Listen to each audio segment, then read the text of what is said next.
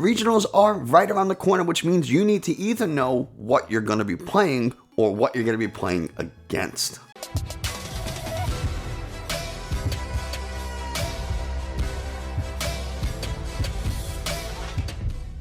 Hey everybody, Nick from 9Card TCG, and today we're going to be looking at some tournament data for the emerging Brilliant Stars meta. A lot of these cards, a lot of these decks are things that if you go into play the Late Night Series or Sunny's Weekly or some other tournament, you're likely to see these decks, and maybe you want to know what the matchup for your deck against it looks like. Maybe you're not sure of what you should be playing and want to see some really interesting or different decks. That's what this video is going to cover. Take all this with a grain of salt. Remember, the format is still very new. We're still figuring out lists and what decks do really well, and so this is likely to change over the course of a couple of weeks. Keep all that in mind. I have the links to every website we're going to be looking at today, Trainer Hill, Limitless, and Cashman's Twitter, all in the video description. Also, thank you very much, Cashman, for letting me use the data you collected. I really appreciate it. If you're also in the mood to click stuff, you can click subscribe and leave a like and a comment on this video. It tells YouTube this is a good channel. Other people should watch it. If you're in the market for some TCG accessories, I'm now affiliated with Dragon Shield, which means you can use the video link or the link in the video description. And if you get yourself some Dragon Shield mat sleeves or other TCG accessories, I get a kickback so I can make more and better videos for you guys. With all that out of the way, let's start talking about some tournament data. But before we get into anything else, today is an important day. Today is International Women's Day, and I can't speak about what it's like to be a woman in the Pokemon trading card community. I can't. I'm not a woman. But support fellow anyone, right? Whoever they are, support them, help them, make sure that they feel welcome and included. Don't just write them off because they don't look or play or think the same way you do. That's what makes this community so great, is that there are so many people who want to play or enjoy the hobby the way they want to, and just let them, right?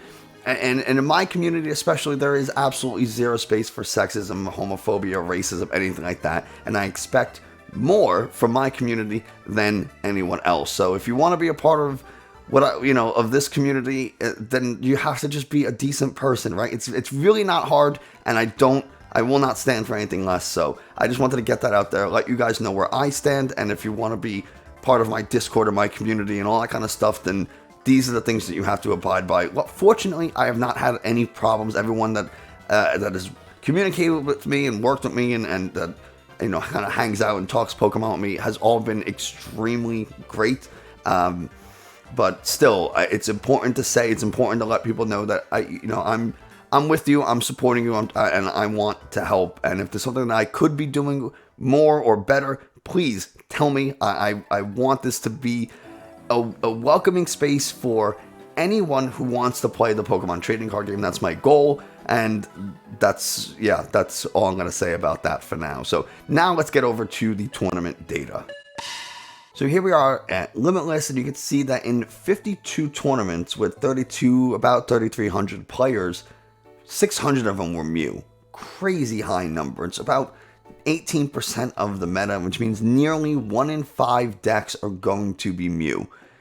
So when we look at Trainer Hill data, we really want to focus on Mew matchups, because you're likely to hit Mew a lot, and you're likely to hit Arceus, Duraludon, Gengar, Ice Rider. Like, these are things that you're likely to hit pretty frequently. And as time goes on, maybe you hit Arceus, Duraludon even more. Maybe you start to hit Durant a little bit more. As people like, it's a super cheap deck to build. It's pretty easy to play, and people don't know how to play against it. So we'll talk about some of these odd kind of decks, but let's talk about win percent. If we change this to win percent, Arceus and Teleon here, my goodness, almost a 59% win rate. But there's a big asterisk on this win percent at the moment, because only 37 people are playing it. There's only 37 instances of Arceus Duraludon here, and so is it really good, or is it the people who are playing it, like Alex Shamensky and that group, just really good players? And they are, of course, really good players. So are they just piloting this deck to wins, or as people start to play it, will this win percent drop hard? Will it kind of fall into the 50% will fall into the 45%.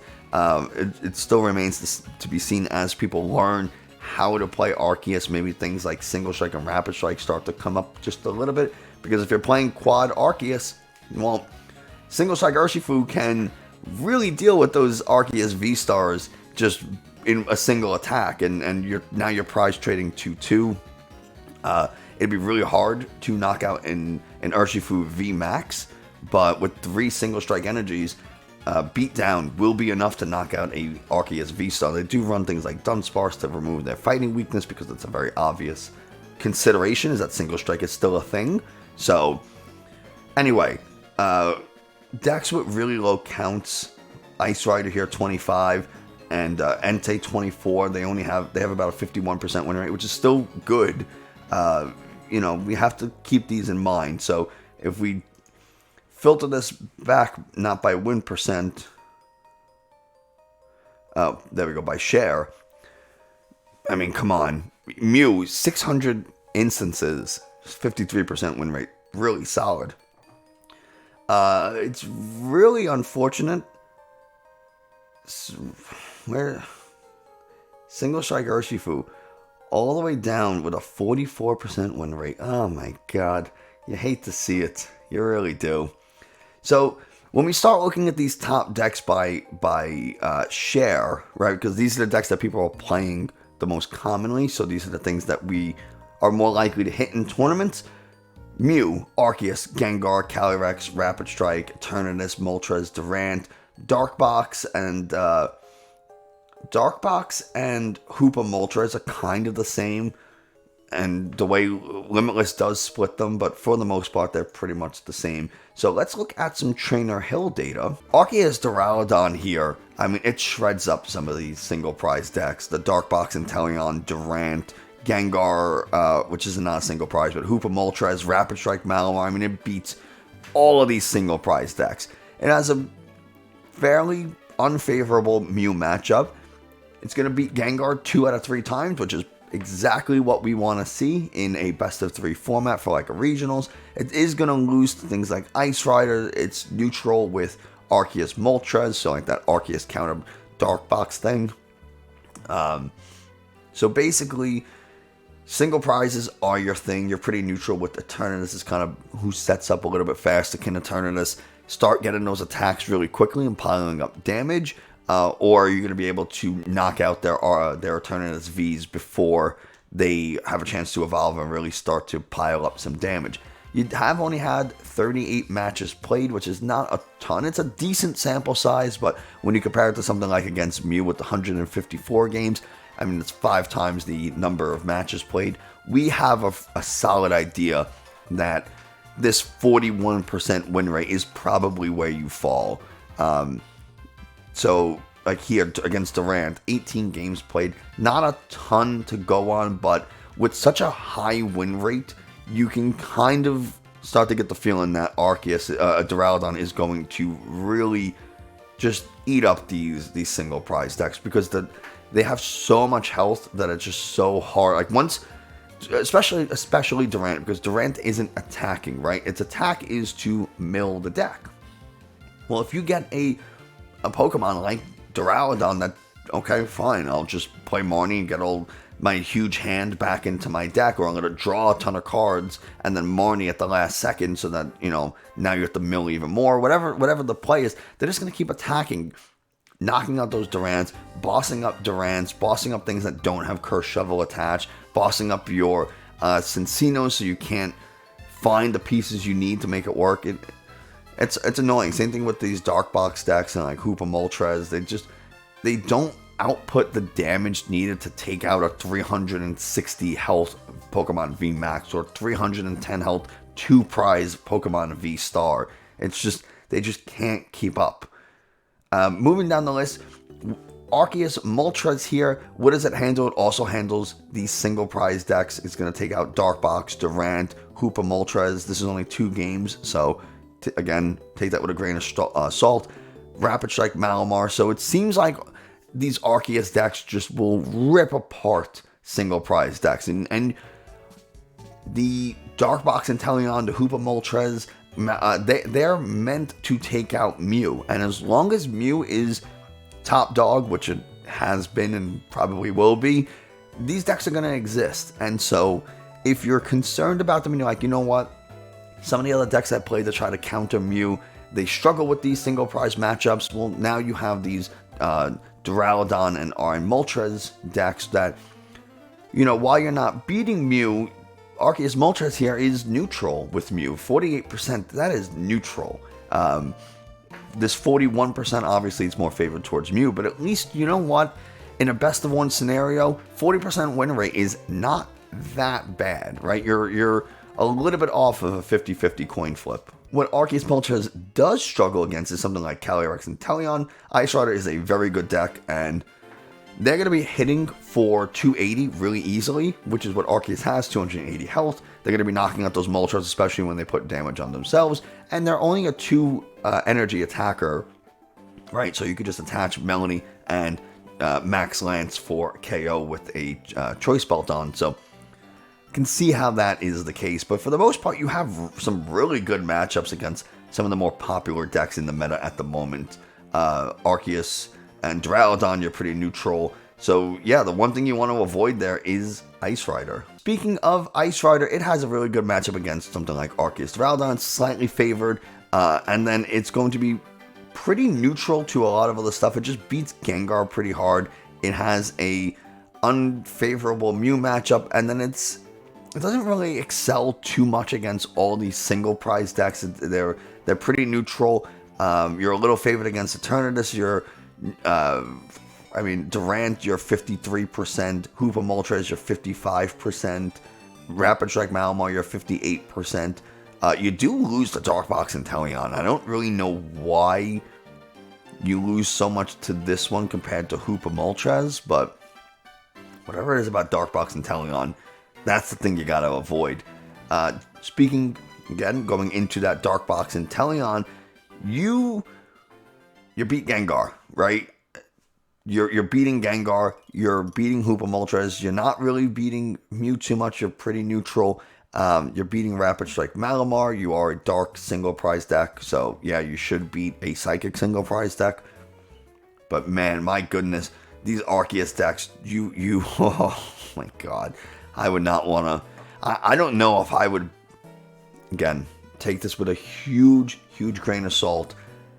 Who put that there? I couldn't bring Darkbox and Teleon to a regionals. You know people are going to be playing Arceus and Mew.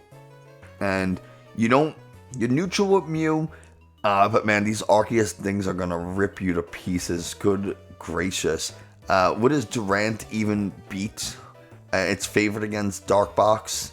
Outside of that, doesn't really have any favorable matchups on this list. Same thing with Eternatus. Eternatus, I don't know, what is it beating? It's beating Durant. Everything else, it's either neutral or is just really losing. Again, just 3 games, so can't take this 0 too seriously, but something to consider, right?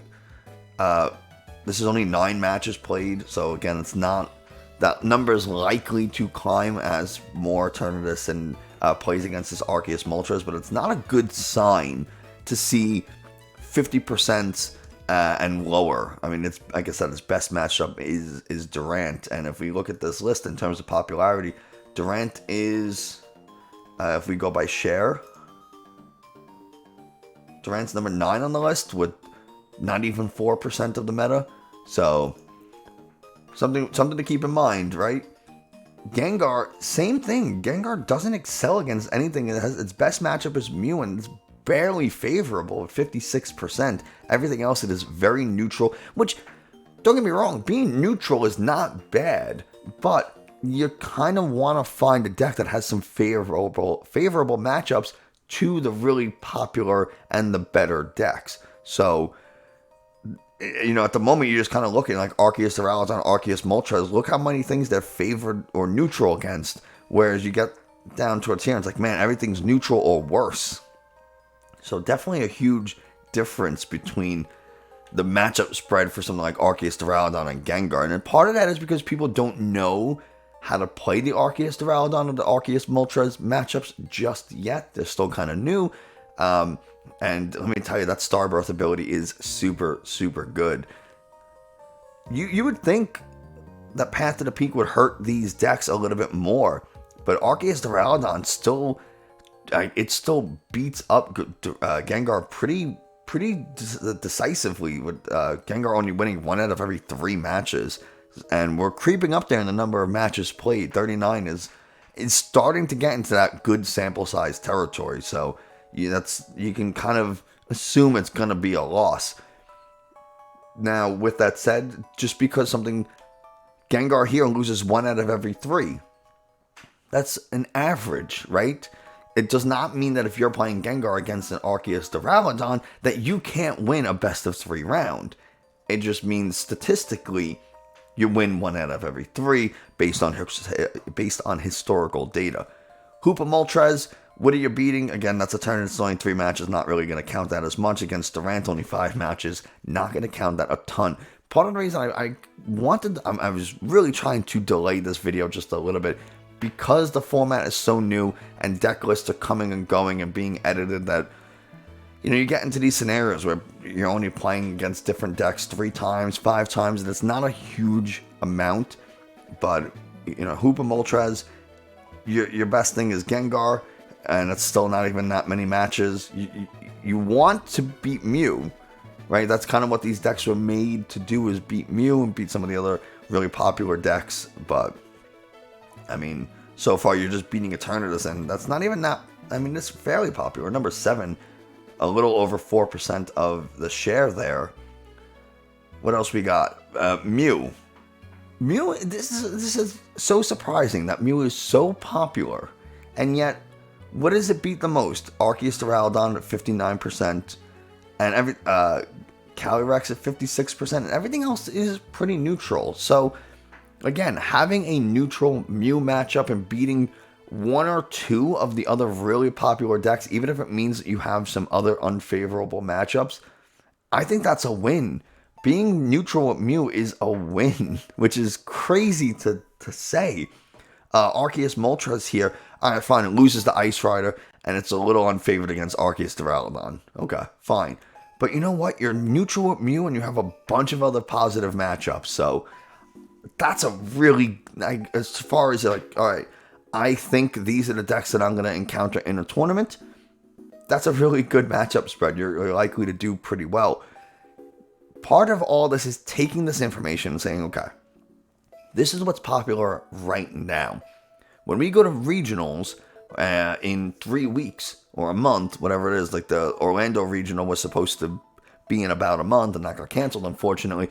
What do we think people are going to be taking? We know people are going to be taking things like Mew. We can probably guess people are going to take Arceus Moltres and Arceus Duraludon because they're really new and they're pretty strong. Do we think people are going to take Durant? Do we think people are going to take Gengar? What? The decks that have been really popular for a period of time now are probably the decks people are going to take to regionals, at least to a degree, because they're the ones they have the most experience with. They're the ones that are performing well right now. So these are all things to keep in mind. And lastly, Rapid Strike Malamar. I mean, you're taking Eternatus, you're taking Gengar, and you're a little bit favored against Mew, mostly because you're probably a single prize. You're able to just boss up things like Genesect. If you even run Gust, sometimes these decks don't run any Gust. So, taking knockouts on Mew, you only need to knock out 2 Mew VMAXs, right? Knocking out the Meloetta is really easy. So, okay, even if you have to 2-shot a Mew VMAX, hit a Mew VMAX, then your Malamar gets knocked out. Then you hit a Mew VMAX and take the knockout. Your Malamar gets knocked out. Hit Mew VMAX. Being a single prize is pretty advantageous against something like Mew VMAX. Even if you aren't necessarily able to gust up things like Genesect, it's still obviously working pretty well. So that's the matchup data for this. So this is a list of championship points created by Cashman. Thank you very much for letting me use this data for this video. I really appreciate it. And you have, for week 2, February 28th to March 6th, these are the top performing decks in 19 different tournaments. And look at this. Average CP is kind of where we want to go, because total CP is going to be influenced by the number of people who play it. But it is good to know that, like, a lot of people are playing Mew and it's getting a lot of CP. So it's probably going to be seen at some tournaments. Arceus Duraludon is one that accumulated a lot of CP, 712, with only 24 players in those 19 tournaments. Average CP is on par with Mew, right? They're both getting about 29 CP, which is solid, right? Again, anything that Mew is doing is pretty. If you can match that, you're doing pretty good. But man, the number of wins, top 4 and top 8s, Mew just blows everything out of the water. So that's why I keep saying, if you have a neutral Mew matchup, you're probably in a pretty good spot because people are going to bring it. But overall, I just wanted to show this to kind of give you an idea that, I mean, if you look at a lot of these decks, the ones that have like 1 or 2 people playing, it's kind of hard to get an idea of average CP because with just one person, whatever the CP they got, that's the average. It's just one. So some of these decks that are, have 10 or more people, even 8, Gengar's doing pretty good. Eternatus is doing pretty good in terms of amount of CP gained. These are the decks that we want to kind of keep an eye out for what we could expect at regionals, decks that are performing well. And I just thought Cashman had a really nice layout for this, so something I wanted to show off. So there you have it. I just wanted to kind of quickly go through some of the top decks in the format. I wanted to look a little bit about the matchup spread for some of those most popular decks, and then a little bit about how much CP they've accumulated in the past week. That's going to do it for us today. I hope you enjoyed, found this a little informative. If you did, like, subscribe, comment, all that kind of stuff tells YouTube this is a good video. Other people should watch it. All the links for the video are in the video description, as well as my Dragon Shield affiliate link. And yeah, I'll see you next time.